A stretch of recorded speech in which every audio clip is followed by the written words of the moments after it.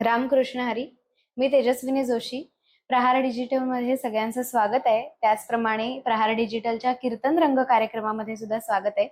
आज आपल्या बरोबर आहेत रत्नागिरीतील कीर्तनकार हरिभक्तपरायण सौभाग्यवती स्पृहा वैद्य चक्रदेव. तर त्यांचं आपण स्वागत करूया. नमस्कार. नमस्कार. आपल्या कार्यक्रमाची सुरुवात नेहमीच एखाद्या अभंगाने होते, तर आजही आपण एखाद्या अभंगानेच आपल्या गप्पांची सुरुवात करूया. नक्कीच. परब्रह्म निष्काम तो हा गवळिया घरी, वाक्या वाळे अंधू कृष्ण नवनीत चोरी तो हा परब्रह्म निष्काम तो हा. म्हणते गवळणी हरीची पाऊले धरायाचे पाऊले धरा, रांगत रांगत येतो हरिहा राज मंदिरा, लपत छपत येतो हरिहा राजभुवनी, नंदासी टाकोनी आपण बैसे सिंहासनी, हरिहा परब्रह्म निष्काम तो हा. वा, खूपच छान.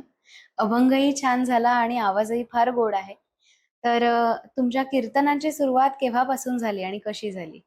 मी 2008 पासून कीर्तन वर्गाला गेले होते एका.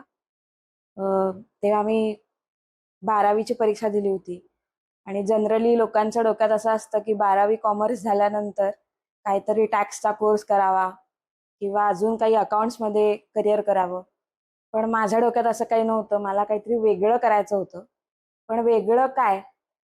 तर योगायोग माझं भाग्य म्हण किंवा काही म्हण. आमच्या घरी त्याच वर्षी आफळेबुवा आले होते, कीर्तन सम्राट चारुदत्त आफळे.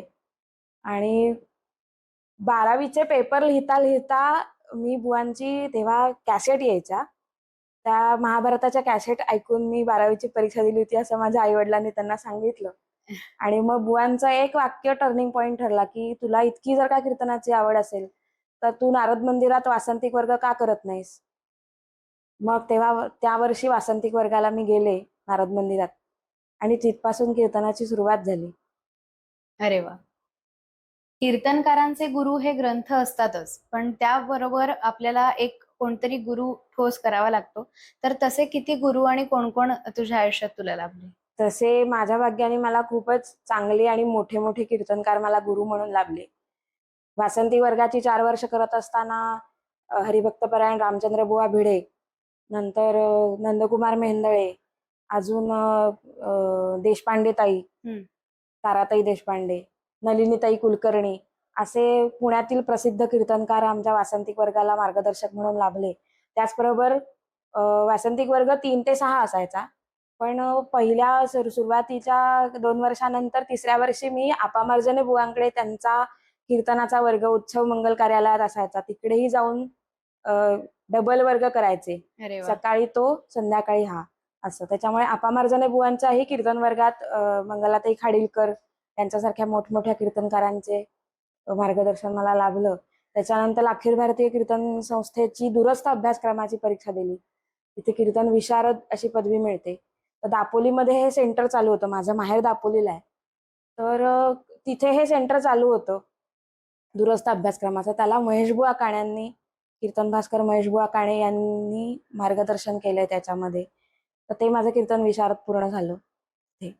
नंतर कीर्तनशास्त्र BA अशी पदवी घेतली. कीर्तन महाविद्यालय, त्याचं सेंटर पुण्यामध्ये होतं. आता जे आपल्याकडे रत्नागिरीत सेंटर सुरू झाले, त्या नागपूर युनिव्हर्सिटीचं सेंटर पुण्यात होतं तेव्हा आपामार्जने बुवांकडे.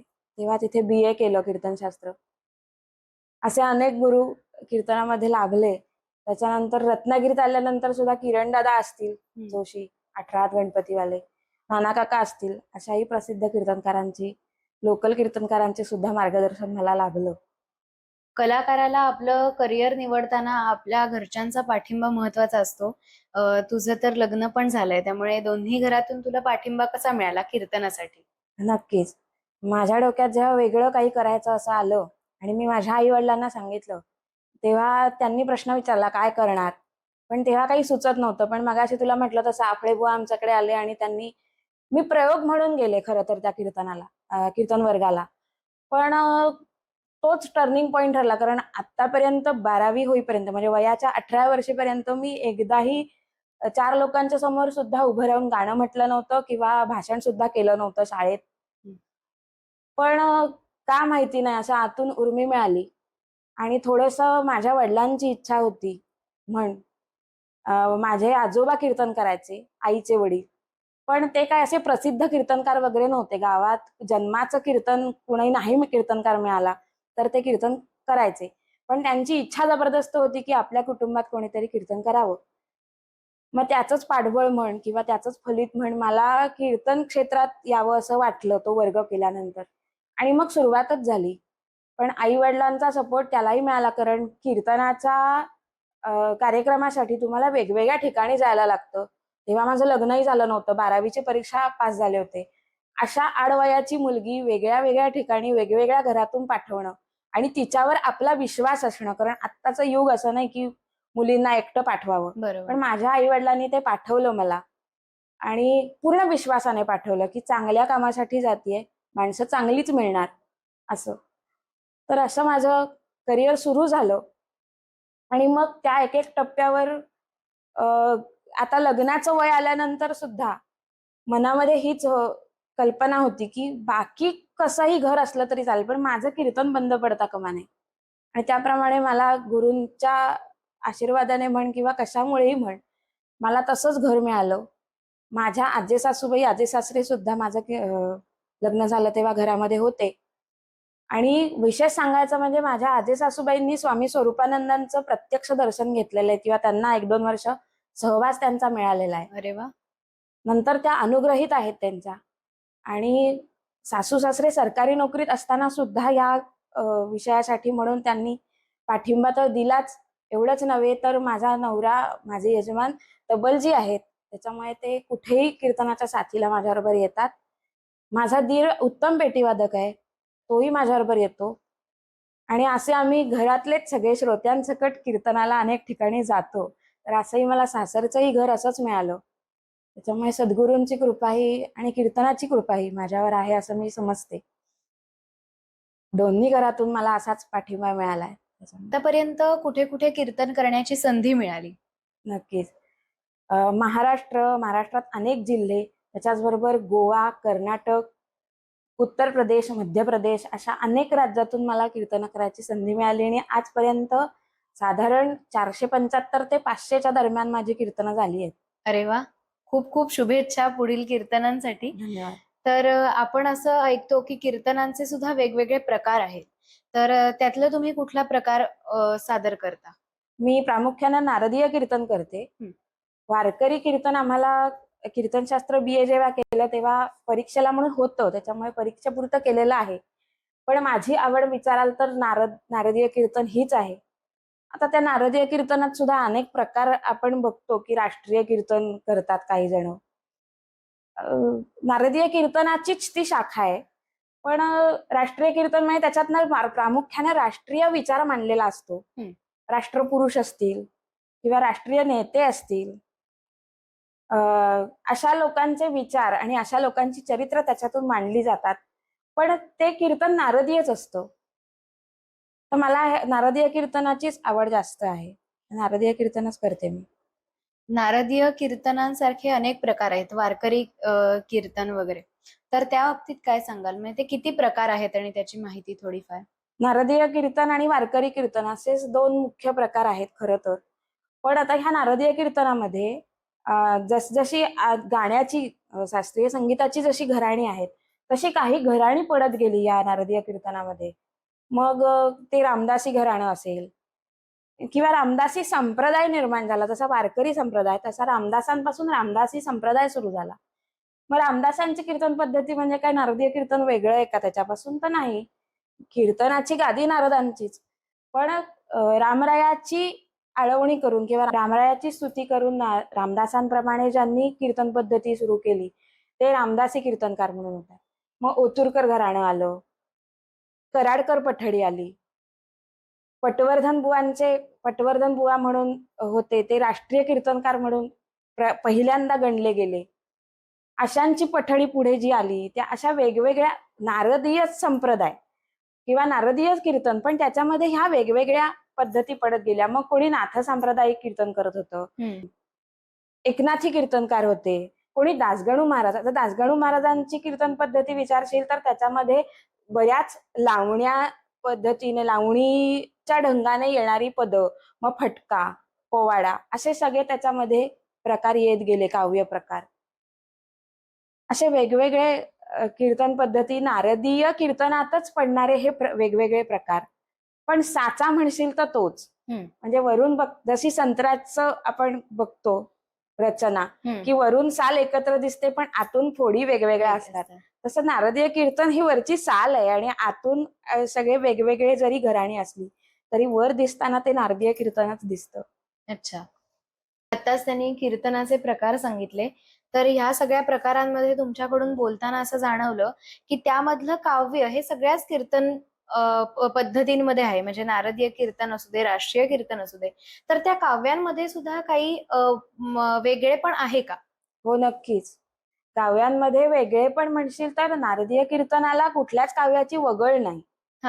त्याच्यामध्ये सगळ्याच प्रकारचं काव्य येतं. मग आतापर्यंत आलेल्या अगदी नवीन नवीन आलेली बालगीतं, म्हणजे अगबाई ढगोबाई पासून आपण कुठलंही बालगीत पासनं अगदी नवीन आलेल्या कुठल्याही गाण्यापर्यंत आपण नारदीय कीर्तनामध्ये चाली म्हण किंवा जे भगवंताच्या भक्तीचं आहे असं काहीही आपण नारदीय कीर्तनात घेऊ शकतो, अशी त्याला मुभा आहे.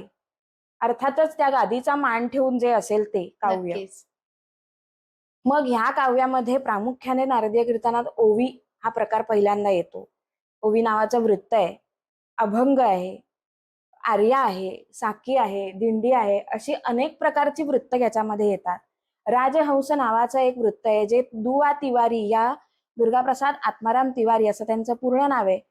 त्यांनी विशेष करून राजहंस नावाचं वृत्त, जरी हिंदी ते स्वतः असले तरी मराठीमध्ये अनेक काव्य रचना रचून त्यांनी हे वृत्त प्रसिद्ध केलं.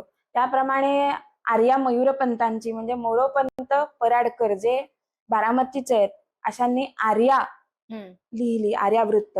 मग आता ह्या वृत्ताचं विशेष तुला एक सांगते की आर्यावृत्त कसं ओळखायचं, तर पहिल्या ओळीमध्ये 12 मात्रा आणि दुसऱ्या ओळीमध्ये 18 मात्रा असं ज्या ओळीमध्ये येतं ते आर्यावृत्त ओळखलं जातं.